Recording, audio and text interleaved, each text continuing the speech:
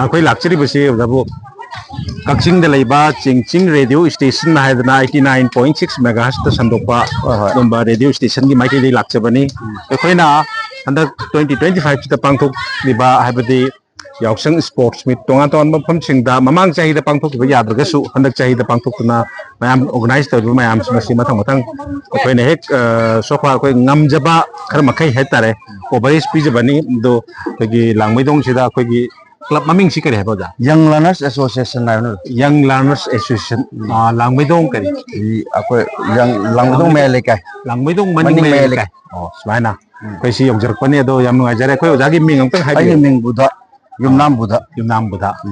अदुगा कोइगी ओजाना organisation club की करी ओइना पाइबि हौजिजे कोई आई इसामक से वाइस प्रेसिडेंट ओइना लेजाबनि याम नुगाइजरे दुदि कोइगी चिंचिंग रेडियो कक्सिंगना थौरमसी संदोक्चरिबा मयामसे मसी करी हाइगनी इसै नुंगाइ खर खक ताहलगा मयामदा सुम पंगता ताहलगा थंबगी मोंगदु नतबदा हौजिकसी साना खोनबा हाइबसी मरोइना यामनमक दरकार ओइरे करी मरमगिनो हाइबा तारगदि हौजिक मतमदा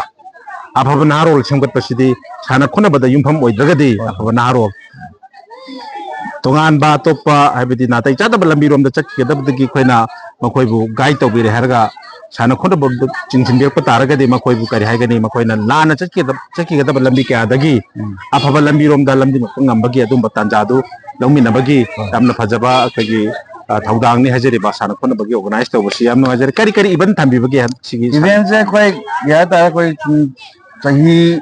masidagi haidi akoi kunga manga sure koi pangthok jari kunga manga sure du koi sahi da koi tachena kanda koi gi angang sing gi oiba entertainment program se dei sabi mok sing gi oiba sumina yamba ओइना तौ याम फै अदुगा कोई soccer गुंबा हापे अयुक की मतमदा अदो कोई थाबल चोंबगी बा कनो सिदे organise तौबिब्रा कमाइन तौ थाबल चोंबगी से कुमसे की अथिंग लेमना हजो ची मकी दे होय लेबा की रांसिना होय याम नुगारे अदो नुपी सिंग ओइबा इवेंट सी ngasi कोइना पांगथोकदबा करि करि लै नुपी सिंग की इवेंट से हजे कोई लेसाबी सिंग की म्यूजिक चेयर तौगनी मौ सिंग की म्यूजिक चेयर तौगनी अदैदि कोई स्टेज डांस है तारे होय अदुंबा खा सुम कोई ngasi ngasi ngasi तौगे ना सिंजरी याम नुगाइजे अदुदि हुजिकसी यारगदि कोइना कवरेज पीबदा याउजबा याबा नुपी सिंग ओइबा इवेंट अमतंग कितंग थुना ऑर्गेनाइज तौबिबा याबा होय याय कोई हजे लेसाबी सिंग की म्यूजिक चेयर होजनबा कोई वॉलंटियर सिंग कन वनरे याम नुगाइजे अदुदि कोइगी चिंचिंग रेडियो कक्चिंग सी कक्चिंग दा याम नंगना लेरे हैबा तारे मयामना सुदमक 89.6 ता FM रेडियो दा कोइ अदुम फाबा यारे अदुगा अमना याम नुगाइबा अमना कोइगी YouTube ता लाइव स्ट्रीमिंग तौरगा प्रोग्राम जी संदोक चबनी YouTube ता सु चिंचिंग रेडियो कक्चिंग आइना सर्च तौबिरगा अदुमक थीबदे याम लाइन फंगे कोइना रेडियो कोटु पुरगा चटपगी महुत्ता कोइना पाइरिबा साइसाना पाइरिबा स्मार्टफोन चिंगसे सिदगी सुदमक ताबा फंगे कोइ रिपोर्ट बु ओइरो इसै नुगाइ बु ओइरो पाउ बु ओइरो एनी कोइगी ngasi पाउ से कमाइन तौजानो तागे हारगा सु पुंग तरी मखाइदा मक पाउ संदोक याउजरे हजिलबा निदांग सु अयु पिसनि मकपदा सुमाइना संदोक चबनी अदो कोइगी ओजागा वारी सानबा फंगजबसी आइनिंग लेतन थागचरी लाक्पिरिबा कोइ सिंजिंग रेडियो की माइकै दगिसु एकोइ क्लब की माइकै दगिसु थागतपा बुंदोकचरी माइना कोइ वीडियो कवरेज का तौबिबसे याम नानिंगा लेतन नुगाइजे thank you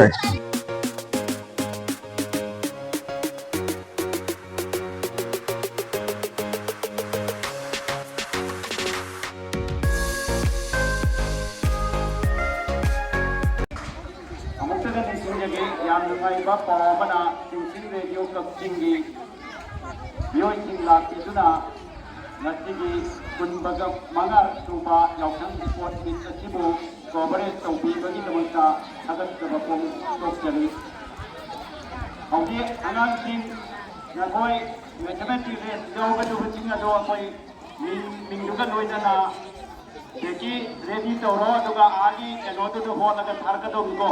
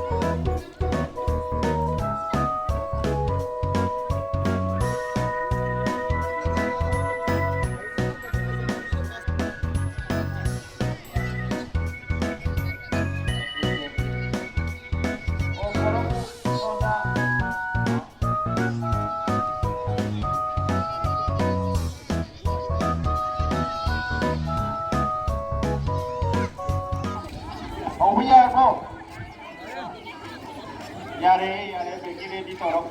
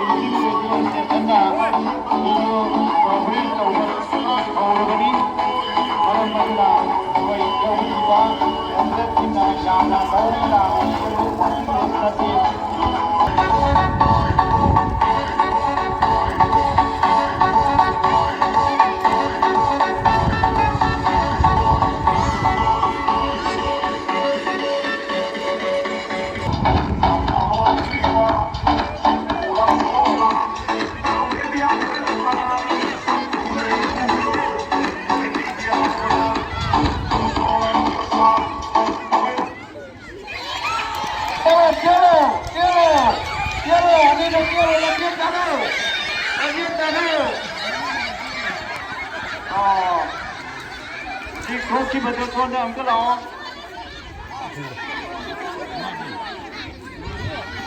เอาที่ทุก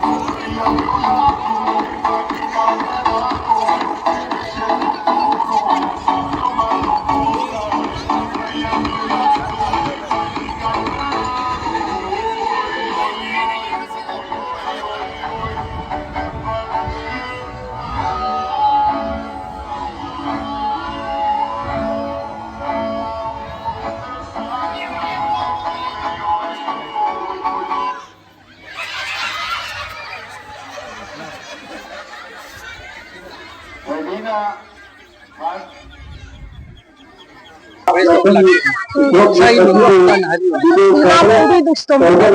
Dengan harus dari kelas sibuk. Lalu na pasta di depan sibuk ni nak kari pagi. Aduh nunggu, sport kumba lah, apa kumba je. Isana mutsi ni kamu dah idea bamu je. Belum pam je. apa adagi hawalai bana haron singchu sabi singchu mau singchu ngasai sana bagi wakalon si.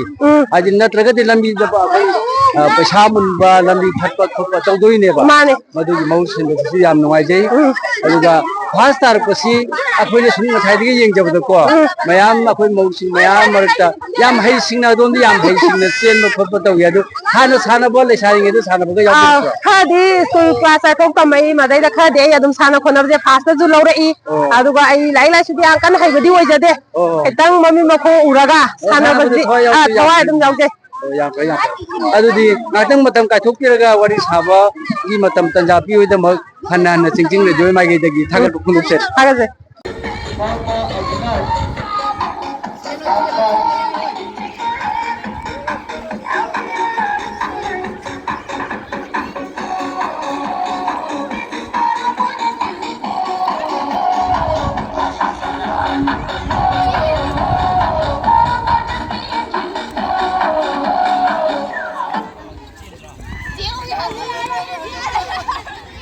ไม่ยาดิ มันก็หมดต้นเดือนแบบ มีเซียนมาเรียบแต่ไม่พังยี่ยังว่าอ่ะ หมดต้น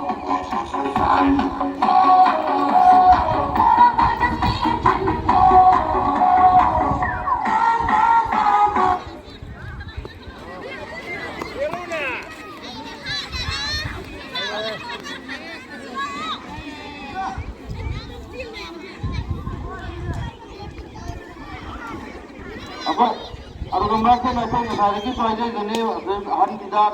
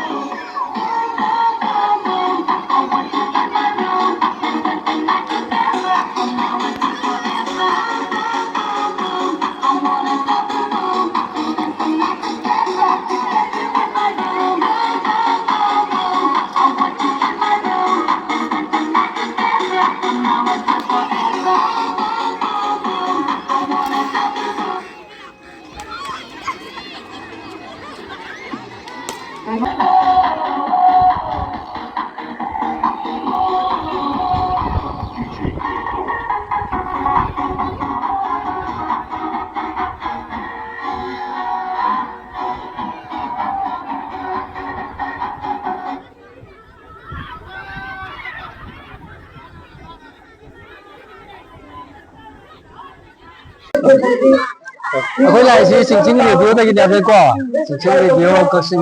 89.6 megahertz thaban chong ba hu ji lam chen bu du ga kai mana wai Hazikit na wai. sina wai ya o do thaban de hu ji matam sigi irang sina leibak sigi covid matam dagi 2019 dagi na hu ji phawda amuk la lak sale natra thaban si sungba leibaki irang su ya de adu po masi tawriba sport ki hu ji cheliba kano tawriba do aduna hakchang da kana ba amasung yamna nungai ba mayam da su ama uhenre ne adu ngasagi thaban song da bagi nungai ta badi puning da phawri driver Phawe. phawwe adu matem da phungdo ne adu di mayam da su ta ba yeng ba ba phang da phungdo Moi na thala chong da ba. Ado ma khong khair yam chong nei dina. Ado chong ne ga ma khong khair chong di kai gi na hong jai. kam to ba Khong khair thala chong da. Chong bla wi dina. ar kum sigi di akhona khan ba da akhona sum pawo ta pa da sing mang da su thabal kem chu de adagi wa ba ga ke ra khoi ke ra phawre adu reng man di yau tri adu hu phaw di thabal de ka ro taw de noina paw du na phone da gi ye ro wi ba ma nang gi de ko ro rang ni ko Ado di hida de ba. Chong thala chong da ba gi ya. adu ba di khoi na sum khan ba da akhoi sport kum ka ri kum taw ba le da na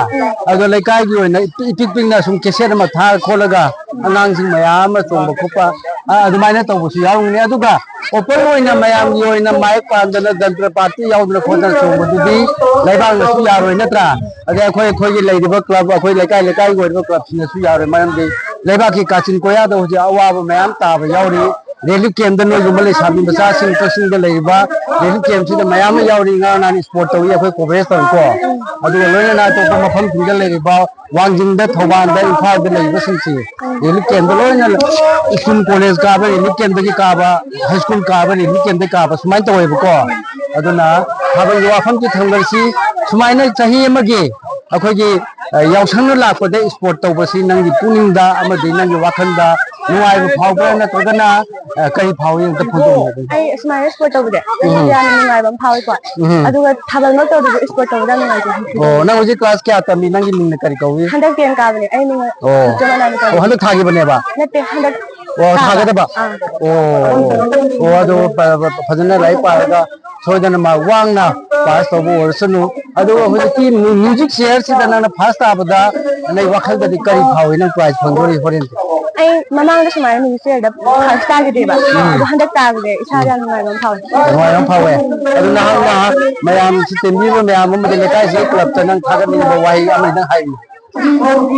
Moi na smile na simbi ba gi da makta ai yang harau de ko. Adu ga ai handak hona ga ai handak first time nam du ai yang harau de. thaga chari satra mo wai na huji manipur da ori ba irang sida akhogi wakhalon da nang on kari phawi am de kari ta haning nang mota Ai like tam da ngang oi ba ni lan ji kha thuna lo shin ba pang. bisin pam da ar ma duma wai bo ar sanu akhoi awana ta ri mo mayam si akhoi kuina chahi ani hum awana ta sale ma si thuna irang si lo san bo ar sunu chhatra sing da su na sing da san roi da imai ben sing da hena khudong cha ba hena nuai ba yai pha bo ona na bidam ta na hang matam kitang ka thok tu na club si gi representative to bi ga khoi chingching de do da lak sa ba khoi na wai mani hang ga ba si na na matam kai thobi dam hanan ha pu thaga chari thank you Thank you.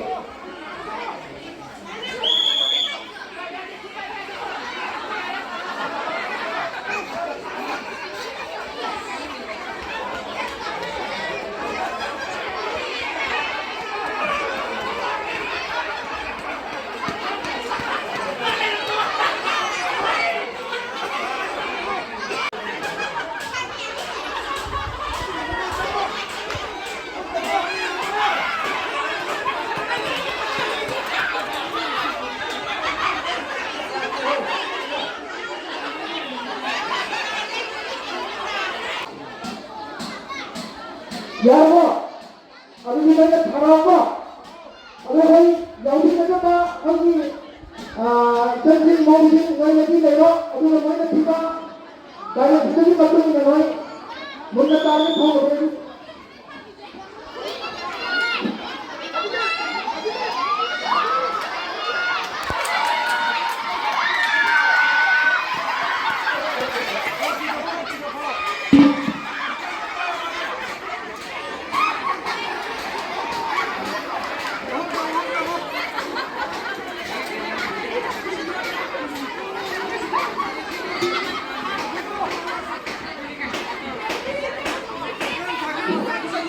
대전이 불러 타고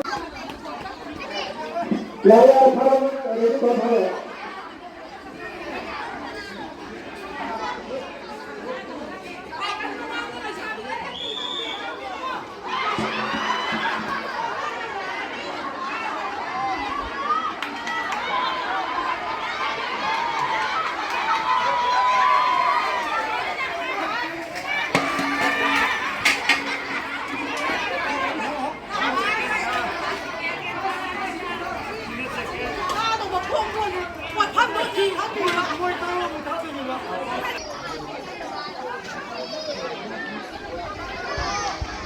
Hanggang dito mo, dito na ka lang nilero. Hanggang dito mo ni. Yata mo tayo tayo mo. Hanggang dito mo yan, dito lang ganit ka pagi mo. Mata pagi. Tok na happy ko, kan na tayo mang pagi ba Pride pangalan fight up na. Yaro na ano, pag mo ano masahay mo ko ni.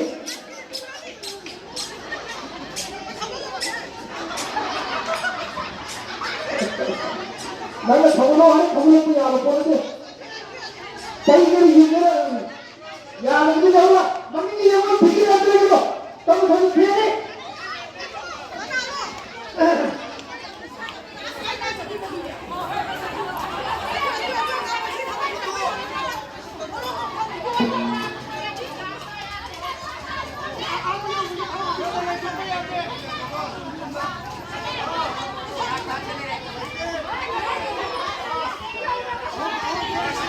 과학에 대한 잘 들어. 이런 거는, 그냥, 그냥 가오니까.